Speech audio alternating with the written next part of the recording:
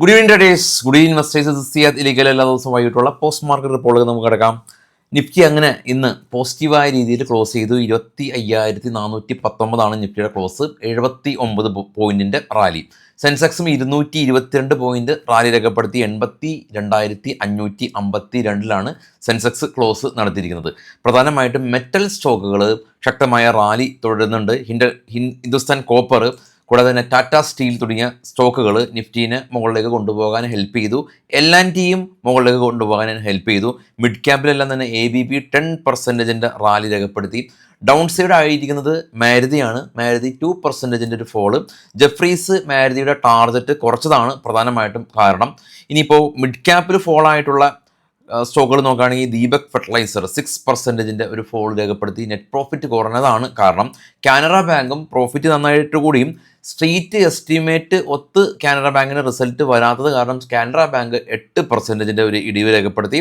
Rupees all time ലോയിലാണ്. 91 രൂപ 99 പൈസ നിലയ്ക്കാണ് ഡോളറിനെതിരെ റുപ്പീസ് ഉള്ളത്. ട്രംപ് ഇറാന് എതിരെ വീണ്ടും ഒരു ത്രട്ടൻ പറഞ്ഞിട്ടുണ്ട്. അത് ആണ് ഇപ്പോൾ മാർക്കറ്റിൽ പുതിയതായിട്ടുള്ള ഏറ്റവും പുതിയ ഒരു ബ്രേക്കിംഗ് ന്യൂസ് ആയിട്ടുള്ളത്. കൂടാതെ നമ്മളുടെ ഫിനാൻസ് മിനിസ്റ്റർ ഇന്ത്യയുടെ ഗ്രോത്ത് ഫോർകാസ്റ്റ് 7% ആയിട്ട് നിലനിർത്തി എന്നുള്ളതാണ് നമ്മളെ മാർക്കറ്റിനെ സംബന്ധിച്ച് പോസിറ്റീവായിട്ടുള്ളത്. ഞായറാഴ്ച നമ്മൾ കഴിഞ്ഞ ദിവസങ്ങൾ പറഞ്ഞ പോലെ തന്നെ മാർക്കറ്റ് ഉണ്ട്. ബഡ്ജറ്റ് ഡേ ആണ്. വിക്സ് സ്പൈക്കായിട്ടില്ല. കഴിഞ്ഞ വർഷമൊക്കെ നോക്കുകയാണെങ്കിൽ വിക്സ് 16 വരെ പോയിരുന്നു. ഈവൻ നമ്മുടെ വിക്സും 2 ദിവസം മുമ്പ് 16 വരെ പോയിട്ട് സെയിം ഡേ തന്നെ ക്രാഷ് ചെയ്തത് നമ്മൾ കണ്ടിരുന്നു. ഇനി നമുക്ക് നിഫ്റ്റിയുടെ പ്രധാനപ്പെട്ട ടോപ്പ് ഗെയിനേഴ്സ് നേരത്തെ കണ്ടതുപോലെ തന്നെ Tata steel, L&T, eternal, Tata Motors passenger vehicle, axis bank തുടങ്ങിയ കമ്പനീസ് 3.3 മുതൽ 4.37 വരെയുള്ള റാലി രേഖപ്പെടുത്തി. ഏഷ്യൻ പെയിൻറ്റ് ഇടിവ് തുടരുകയാണ്. SBI life, IndiGo, Maruti, Tata consumer പ്രൊഡക്റ്റാണ് ഇടിവ് രേഖപ്പെടുത്തുന്ന സ്റ്റോക്കുകൾ. ഗ്ലോബലി നോക്കുകയാണെങ്കിൽ ഗോൾഡ് അതിശക്തമായിട്ട് മുകളിലേക്ക് കയറി. $102 ഇന്ന് ഒരു സിംഗിൾ ഡേ കൊണ്ട് ഗോൾഡ് കാണാം. 5519. സിൽവർ $4 ഉയർന്ന് 118. ബിറ്റ്കോയിൻ $2000 ഇടിഞ്ഞ് 87,000. ബ്രന്റ് ഓയിൽ 2% കയറി 68. നാച്ചുറൽ ഗ്യാസ് 2.7% കയറി $3.83. ഗിഫ്റ്റ് നിഫ്റ്റി ഫ്യൂച്ചർ നോക്കണ്ട. ഡോ ഫ്യൂച്ചർ നോക്കാം, ഫ്ലാറ്റ്.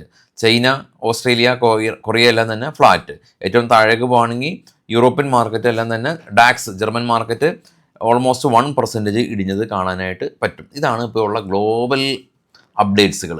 അപ്പോൾ ട്രംപിൻ്റെ ഭാഗത്തുനിന്നുള്ള ഇറാനെതിരെയുള്ള ത്രട്ടൺ അതാണ് പുതിയതായിട്ട് വന്ന ഒരു ഡെവലപ്മെൻറ്റ്. കൂടാതെ US മാർക്കറ്റ് നോക്കുകയാണെങ്കിൽ ഫേസ്ബുക്കിൻ്റെ റിസൾട്ട് വന്നിരുന്നു. ഫേസ്ബുക്ക് പ്രീ മാർക്കറ്റിൽ 10% റാലി രേഖപ്പെടുത്തിയിരുന്നു. IBMൻ്റെ റിസൾട്ട് വന്നിരുന്നു. IBMും നമുക്ക് ചെക്ക് ചെയ്യാം. ഓക്കെ, മൈക്രോസോഫ്റ്റ് പുതിയതായിട്ട് ഇടിഞ്ഞിട്ടുണ്ട്. എനിവേ അതിൻ്റെ അപ്ഡേറ്റുകളെല്ലാം തന്നെ നമുക്ക് വരും ദിവസങ്ങളിൽ വരും ദിവസമല്ല, നാളെ രാവിലെ നമുക്ക് അപ്ഡേറ്റ് ചെയ്യാം. ഇനി നമുക്ക് കുറച്ച് സ്റ്റോക്കുകളുടെ വാർത്തകളിലേക്ക് പോയാലോ. ഇത് ബൈസൽ റെക്കമെൻഡേഷൻ ഒന്നല്ല. അദാനി പവർ നെറ്റ് പ്രോഫിറ്റ് 19% ഇടിവ് രേഖപ്പെടുത്തി. 2480 കോടി രൂപയാണ്. റവന്യൂ 9% ഒരു ഇടിവ് രേഖപ്പെടുത്തി. കൂടാതെ തന്നെ ഹഡ്കോ കമ്പനി നെറ്റ് പ്രോഫിറ്റ് 713 കോടി രൂപയാണ് ഇത്തവണ രേഖപ്പെടുത്തിയത്. 3% ഇയർ ഓൺ ഇയർ കുറവ് രേഖപ്പെടുത്തി. 735 നിന്ന് 713 നെറ്റ് പ്രോഫിറ്റ് കുറവ് രേഖപ്പെടുത്തി. നെറ്റ് ഇൻട്രസ്റ്റ് ഇൻകം 4.2% ഒരു വർധനവ് കണ്ടു. ഇനി ഡാബർ നെറ്റ് പ്രോഫിറ്റ് ഏകദേശം ഒരു 8% ഉയർന്നു. റവന്യൂ 6% ഉയർന്നു. വേദാന്ത നെറ്റ് പ്രോഫിറ്റ് 61% ഉയർന്ന് 5710. റവന്യൂ 37% ഉയർന്നു. മണപ്പുറം നെറ്റ് പ്രോഫിറ്റ് 381 കോടി രൂപയാണ്. 15% ഇയർ ഓൺ ഇയർ ഡിക്ലൈനാണ്. അതായത് 453 നിന്ന് 381 പ്രോഫിറ്റ് കുറഞ്ഞു. ബ്ലൂ സ്റ്റാർ നെറ്റ് പ്രോഫിറ്റ് 39% ഇടിഞ്ഞു. REC നെറ്റ് പ്രോഫിറ്റ് ഫ്ലാറ്റാണ്, 4043. ബോർഡ് ₹4.60 ഡിവിഡൻഡ് പ്രഖ്യാപിച്ചു. ടാറ്റ മോട്ടോഴ്സ് നെറ്റ് പ്രോഫിറ്റ് 48% ഇടിഞ്ഞു. റവന്യൂ എന്നാൽ 16% കയറി. എന്താ ഈ കഴിഞ്ഞ ദിവസം ഒരു സുഹൃത്ത് ചോദിച്ചു, പ്രോഫിറ്റ് ഇടിഞ്ഞു റവന്യൂ കയറി എന്ന് പറഞ്ഞു കഴിഞ്ഞാൽ റവന്യൂ എന്ന് ഉദ്ദേശിച്ചത് ടോട്ടൽ സെയിൽസിൽ നിന്നുള്ള കമ്പനി ഏൺ ചെയ്തതാണ്. നെറ്റ് പ്രോഫിറ്റ് എന്ന് പറയുന്നത് ടോട്ടൽ സെയിൽസിൽ നിന്ന് ചിലവുകൾ കോസ്റ്റ് ഡിഡക്റ്റ് ചെയ്യും. അപ്പോൾ കമ്പനീനെ സംബന്ധിച്ച് എന്തെങ്കിലും എക്സ്പെൻസ് അധികം വരാണെങ്കിൽ പ്രോഫിറ്റ് കുറയും.